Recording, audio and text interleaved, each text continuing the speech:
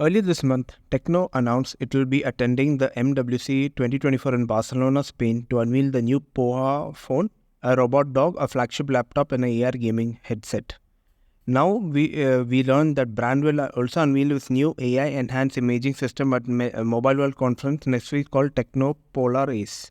The Tecno says that despite advancement in mobile imaging systems, traditional SoCs lack the computation power to take exceptional video, and current solutions struggle to produce smooth, high-quality footage at night. They have limited full-screen HDR capabilities, and Tecno aims to address these with the PolarAce Imaging System.